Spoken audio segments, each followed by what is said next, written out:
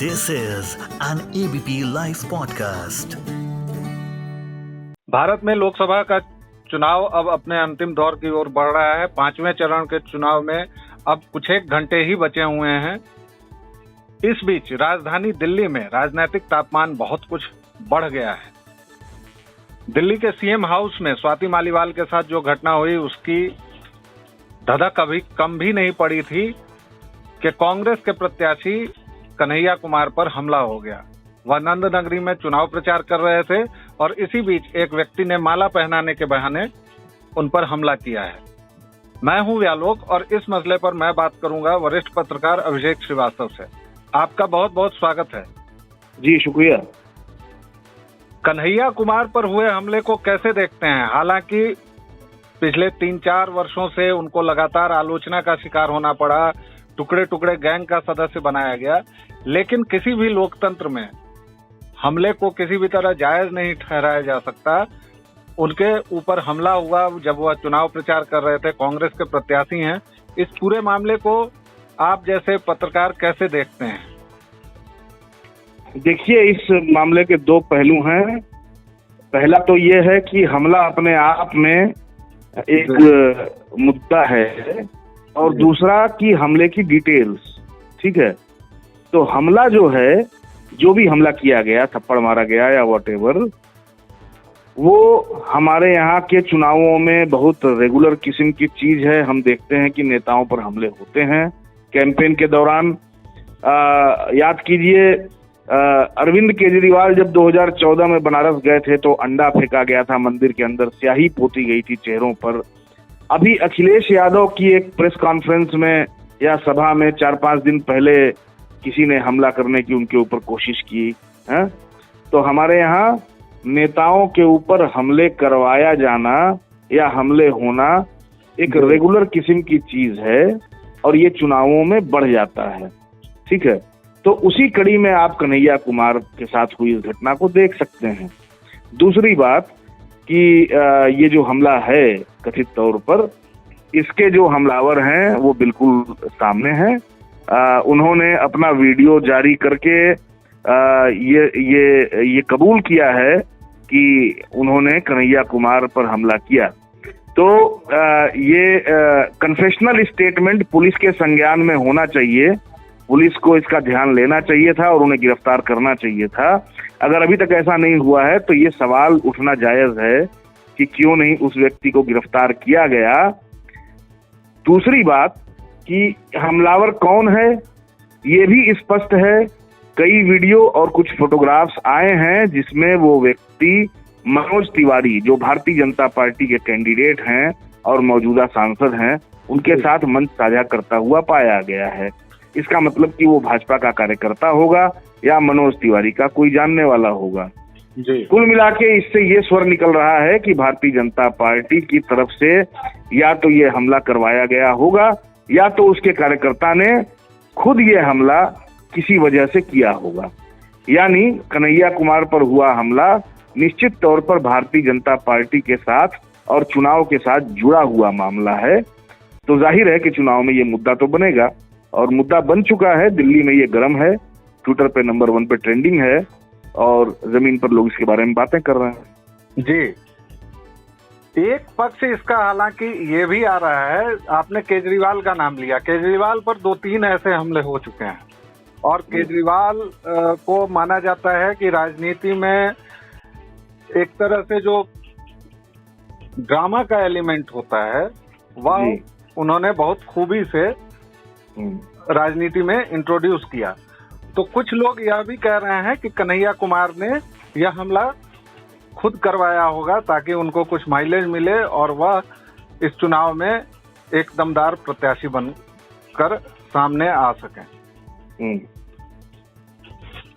अब देखिए, ये तो इसका कोई सवाल नहीं उठता है ना खुद हमला करवाने का, क्योंकि जो हमला करने वाला है वो तो कन्फेशनल स्टेटमेंट दे रहा है। उसका वीडियो सामने आया है जिसमें उसने कहा है कि हमने टुकड़े टुकड़े गैंग और इस तरह के नारे लगाने वाले, राष्ट्र विरोधी नारे लगाने वाले कन्हैया कुमार से बदला लिया है, उस पर हमला किया है, उसने खुद कहा है।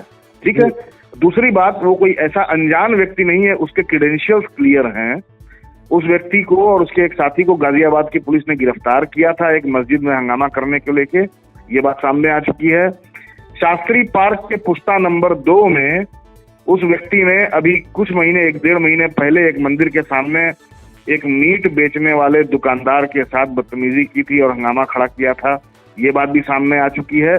इस तरह के तमाम डिटेल्स, आजकल देखिए सूचना का दौर है, ट्विटर पे किसी की आइडेंटिटी छुपती नहीं है, तो ये व्यक्ति, इसके क्रेडेंशियल्स क्लियर हैं कि ये भाजपा का कार्यकर्ता है। अब ये सवाल अजीब है कि भाजपा के कार्यकर्ता को उकसा के कैसे कांग्रेस का प्रत्याशी अपने ऊपर हमला करवा लेगा, तो इस बात का कोई अर्थ नहीं निकलता है कि कन्हैया कुमार ने अपने ऊपर हमला करवाया होगा। ये आपने बहुत ठीक बात कही। इसके साथ एक सवाल और उठता है कि जो मनोज तिवारी यह दावा कर रहे हैं कि वह बहुत मजबूती से लड़ रहे हैं, कन्हैया कुमार से उनका कोई मुकाबला नहीं है, अब जबकि चुनाव में कुछ ही समय है, वह अपने किसी कार्यकर्ता को ऐसा कुछ निर्देश क्यों देंगे या कुछ ऐसा करने पर क्यों कहेंगे जिससे उनकी चुनावी संभावनाएं धूमिल हो जाएं? यह सवाल का पहला हिस्सा।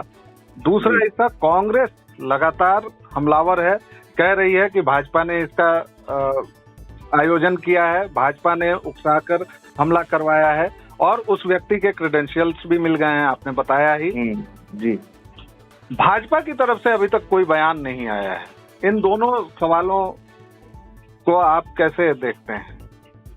भाई देखिए, ऐसा है, पहला सवाल तो ये है मनोज तिवारी का, तो मुझे नहीं लगता है कि कोई भी प्रत्याशी या कोई भी नेता जिसका दांव पर लगा हो भविष्य, और खासकर जो लोकसभा चुनाव जैसा अहम चुनाव लड़ रहा हो, वो किसी अपोजिट प्रत्याशी पर एक थप्पड़ वाला हमला करवाएगा। ठीक है, तो जो भी लोग कह रहे हैं कि मनोज तिवारी ने हमला करवाया, मुझे नहीं लगता है कि ऐसा हुआ होगा, क्योंकि मनोज तिवारी पॉलिटिशियन हैं, मतलब बन चुके हैं 5 साल सांसद रह के, और वो अच्छे से जानते हैं कि इसके रिपरकशंस क्या होंगे, इसका नेगेटिव इम्पैक्ट क्या हो सकता है।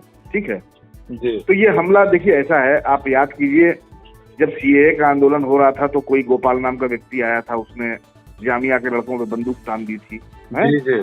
उसी तरह से कुछ लोग थे जिन्होंने कभी प्रशांत भूषण के चैम्बर में घुस के जो है उनका मुंह काला किया था। मतलब आप इसको ऐसे समझिए कि ये चीजें पॉलिटिकली करवाई नहीं जाती हैं, या जरूरी नहीं है कि करवाई जाए किसी के डिक्टेट पे हो। असल में पिछले कुछ सालों में, मतलब मुझे लगता है कि 15-20 साल के रेंज में अगर आप देखेंगे तो समाज में यूथ का रेडिकलाइजेशन, खासकर जो फंडामेंटलिस्ट विचारधाराओं के साथ रेडिकलाइजेशन बढ़ा है। मैं एक तरह की फंडामेंटलिस्ट की बात नहीं कर रहा हूं, हर तरह की फंडामेंटलिस्ट विचारधारा की ओर यूथ गया है और यूथ रेडिकल हुआ है। खासकर वो यूथ जो बेरोजगार है, जिसके पास कोई काम धाम नहीं है और जिसके पास थोड़ा बहुत संसाधन घर परिवार के हैं।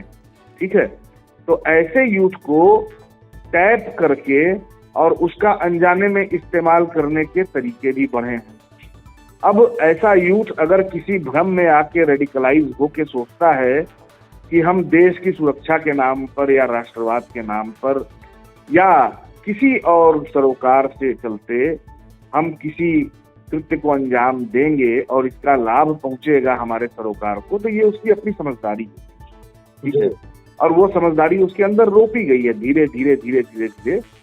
तो मुझे लगता है कि ये जो बड़े पैमाने पे रेडिकल बना है यूथ, वहाँ के ये कुछ ऐसे एलिमेंट्स हैं जो खुद चीजों को अपने हाथ में लेते हैं, करते हैं, बाद में पॉलिटिकल पार्टी उनको जो है थोड़ा पैटर्नाइज कर लेती हैं, कहीं कहीं कुछ पद दे देती हैं, कुछ कुछ कामों में लगा देती हैं, खर्चा पानी चला लेती हैं। ठीक है, और ये मतलब प्रक्रिया जो है बहुत लंबे समय से चल रही है, लेकिन मुझे लगता है पिछले कुछ वर्षों में थोड़ा तेज हुई है और पार्टियों ने बेरोजगार यूथ को टैप करने में पर्याप्त संसाधन खर्च किए हैं। तो ये जो लड़का आया है जिसने हमला किया है, ये उसी हसल का हिस्सा है, और मुझे नहीं लगता है कि कोई पार्टी डिक्टेट देगी कि जाके हमला करो, या कोई प्रत्याशी ऐसा कहेगा। जहां तक कांग्रेस की बात है, निश्चित तौर पे लोकसभा का चुनाव है और राजनीति तो होनी है, तो ये आप पलट के देखें कि अगर मनोज तिवारी पर हमला हुआ होता तो भाजपा भी इसको मुद्दा बनाती है और कहती कि कांग्रेस या आम आदमी पार्टी ने हमला करवाया।